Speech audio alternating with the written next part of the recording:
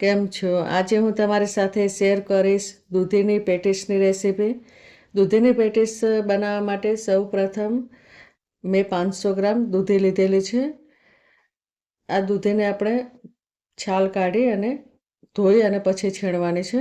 અને આવી જ રીતે મારી ઘણી બધી રેસીપી છે મારી ચેનલમાં, તો તે પણ તમે જરૂરથી જોજો. અને નવા હોય તો સબસ્ક્રાઈબ કરવાનું ભૂલતા નહીં. અને ગુજરાતી એકદમ સરળ ભાષામાં તમને હું રેસીપી શેર કરું છું, તો મારી રેસીપી પસંદ આવે તો તમે પણ શેર કરજો.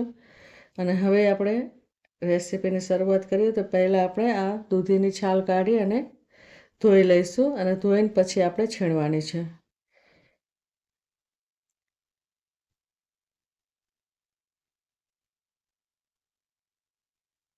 આવી રીતે આપણે વચ્ચેથી કટ કરી લઈશું અને પછી છીણી લઈશું.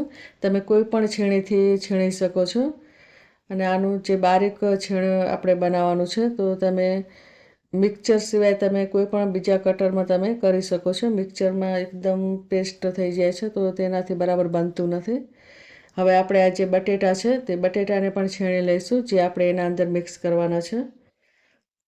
બટેટાથી આનું ટેસ્ટ સારો આવે છે, પણ જો તમારે બટેટા એડ ના કરવા હોય તો પણ ચાલે. અને એકલા બટેટાની બનાવી હોય તો પણ તમે બનાવી શકો છો, અને એકલી દૂધીની પણ બનાવી શકો છો.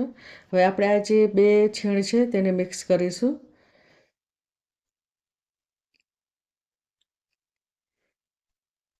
આવી રીતે આપણે બરાબર મિક્સ કરી લેવાનું છે. હવે આપણે એક બાઉલમાં સૂજી લઈશું. સૂજી 200 ગ્રામ લીધેલી છે. અને દહીં પણ આપણે 200 ગ્રામ લેવાનું છે. અને હવે આપણે અંદર પાણી એડ કરીશું. જેટલું દહીં હતું એટલું જ આપણે પાણી એડ કરવાનું છે. હવે આપણે બરાબર મિક્સ કરી લઈશું. આવી રીતે બરાબર મિક્સ કરી અને આપણે 20 મિનિટ સુધી સાઈડમાં મૂકી દઈશું, કે સૂજી બરાબર અંદર ફૂલી જાય. આનું જે ટેસ્ટ છે એ હાંડવા જેવો પણ આવે છે અને ઢોકળા જેવો પણ આવે છે. આ રેસીપી એકદમ સરસ બને છે. તો તમે જ્યારે બનાવશો તો હાંડવાને અને ઢોકળાને પણ ભૂલી જશો તેવી આ રેસીપી છે. હવે આપણે 20 મિનિટ સુધી ઢાંકી દઈશું. હવે આપણે એક કડાઈમાં તેલ લઈશું, જે મેં 2 ટીસ્પૂન લીધેલું છે. અને હવે આપણે એના અંદર જીરું એડ કરીશું. જીરું આપણે 1 ટીસ્પૂન એડ કરવાનું છે. અને વરિયાળીને પણ આપણે 1 ટીસ્પૂન એડ કરીશું. અને બરાબર આપણે મિક્સ કરી લઈશું, કે બરાબર જીરું અને વરિયાળી સતળાઈ જાય. પછી આપણે હિંગ એડ કરીશું.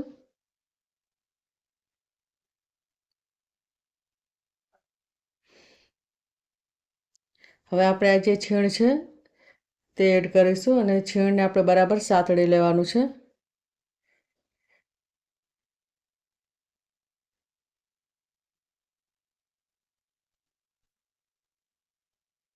આવી રીતે આપણે બરાબર મિક્સ કરી લેવાનું છે.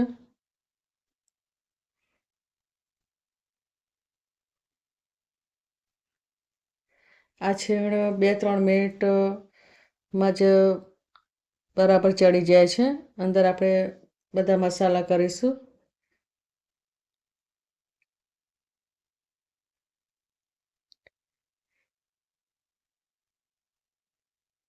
જો છીણ થોડું જાડું હોય તો થોડી વધારે વાર લાગે છે. આ એકદમ બારીક છે તો જલ્દી ચડી જાય છે.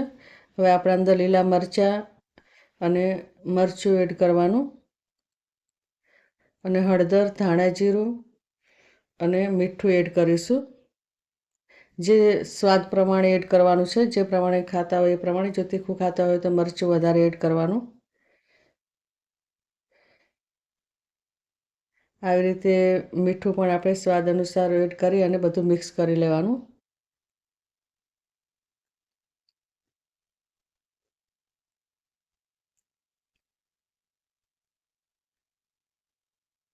આવી રીતે આપણે ધીમા તાપથી જ પકાવવાનું છે.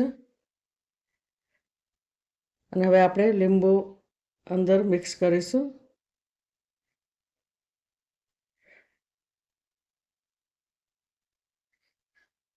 અને હવે આપણે થોડી ખાંડ દળેલી એડ કરીશું કે જેનાથી લીંબુ અને ખાંડથી આનો ટેસ્ટ સારો આવે છે. અને હવે આપણે બધા જ મસાલા બરાબર મિક્સ કરી અને એને બરાબર પકવીશું.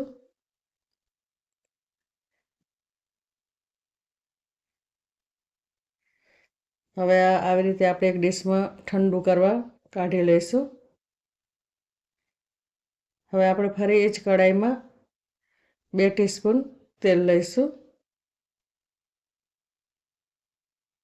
અને જીરું એડ કરવાનું છે.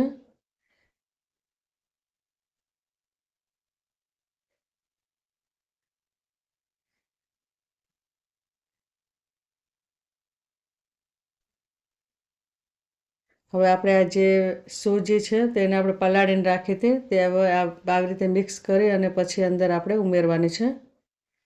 અને તાપ એકદમ ધીમો કરી લેવાનો જ્યારે આ ઉમેરો ત્યારે.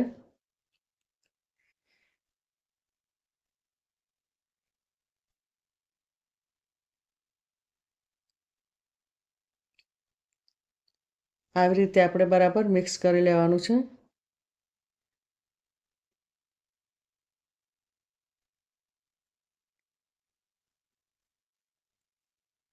હવે આપણે મીઠું ઉમેરીશું સ્વાદ અનુસાર. મીઠું ઉમેરીને આપણે બરાબર મિક્સ કરી લઈશું. આને આપણે જેવો આપણે રોટલીનો લોટ બાંધીએ છીએ એ રીતે આપણે આને મુલાયમ બનાવવાનું છે. અને નોનસ્ટિકમાં બનાવીએ તો જ બરાબર બને છે કે જેનાથી ચોંટતું નથી અને એકદમ સરસ બની જાય છે કે આપણે વણી શકીએ એ રીતે બનાવવાનું છે. આવી રીતે આપણે બરાબર જે દહીં અને પાણી બરાબર સુકાઈ જાય એ રીતે આપણે આને મિક્સ કરતા રહેવાનું છે. અને હવે આપણે ઠંડુ કરવા માટે એક ડીશમાં કાઢી લઈશું.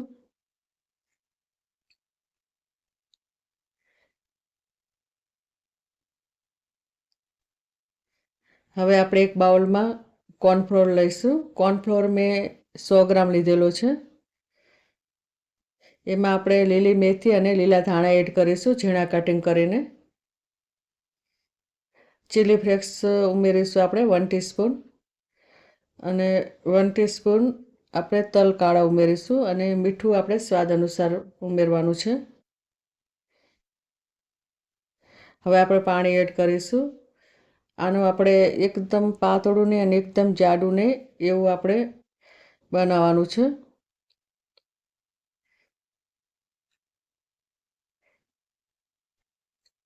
જેવી રીતે આપણે બટાકા વડા બનાવીએ અને એનું જે ખીરું બનાવીએ છીએ એ ટાઈપનું જ આપણે બનાવવાનું છે. હવે આપણે આ જે સોજી છે તેને આપણે બરાબર મિક્સ કરી લઈશું.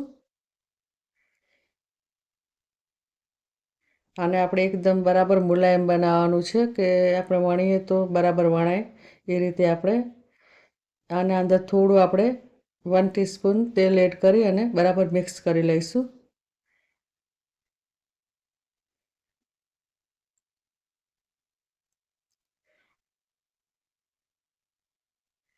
હવે આપણે આ જે બટેટા અને દૂધીનું જે છીણ હતું તેને પણ આપણે બરાબર મિક્સ કરી લઈશું કે જેનાથી બધા મસાલા મિક્સ થઈ જાય. હવે આપણે આના જે સરખા ભાગ પાડી લઈશું કે જેટલા આપણે જે સાઈઝના બનાવવા હોય એ સાઈઝના આપણે ભાગ પાડી લેવાના છે. આવી રીતે આપણે વણી લઈશું.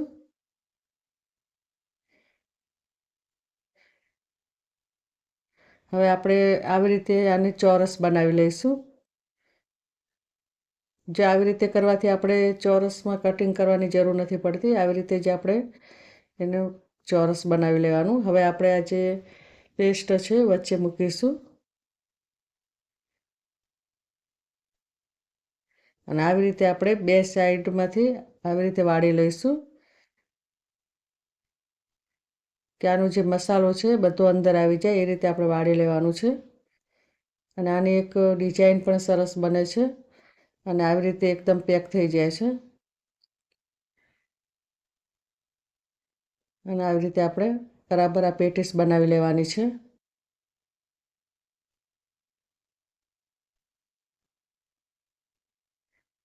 આવી રીતે આપણે બીજી પણ એક વણી લઈએ.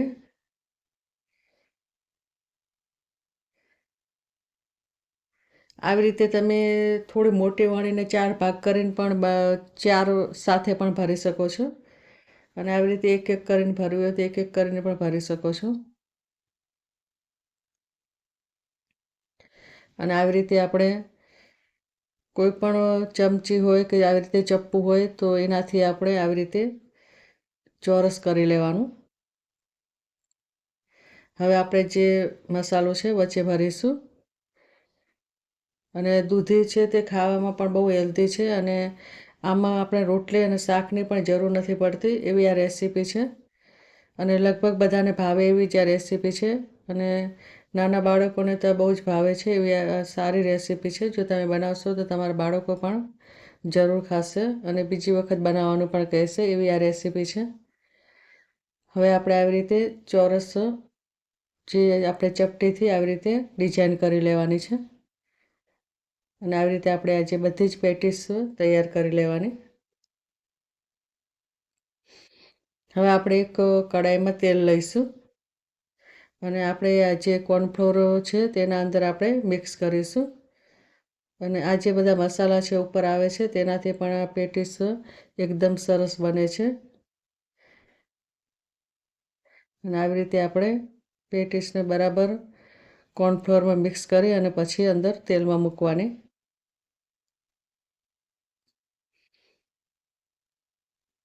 અને આમાં આપણે જે દૂધીનું છીણ છે તે પણ આપણે પકવેલું છે અને સોજી પણ પકવેલી છે એટલે આપણે આને ઉપરનો ભાગ જે કડક થાય ત્યાં સુધી આપણે તળવાનું છે.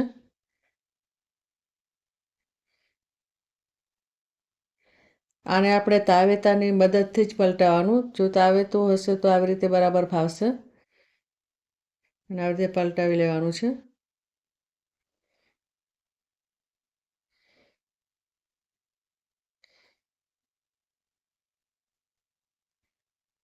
અને તળતી વખતે પણ આ તૂટતું નથી, એકદમ સરસ બને છે. આવી રીતે આપણે પલટાવીને એનું જે પડ છે ઉપર એ ક્રિસ્પી બનાવવાનું છે.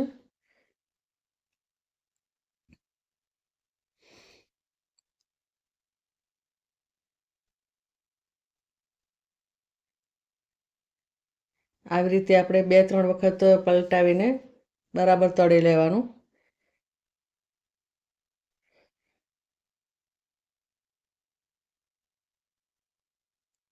અને એનો જે બ્રાઉન કલર થાય એટલે આ તળાઈ જાય છે.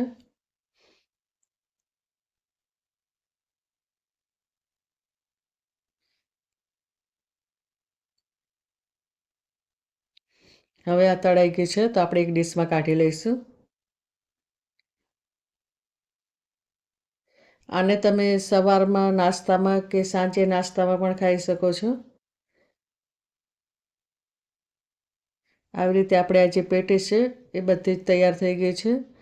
આવી રીતે એકદમ સરસ બને છે. તો આવી રીતે તમે પણ બનાવજો અને મારી રેસીપી તમને પસંદ આવે તો કોમેન્ટ જરૂરથી કરજો કે તમે કયા ગામથી જુઓ છો અને સબસ્ક્રાઈબ જરૂરથી કરજો. અને હવે મળીશું આપણે બીજી રેસીપીમાં. ત્યાં સુધી બાય.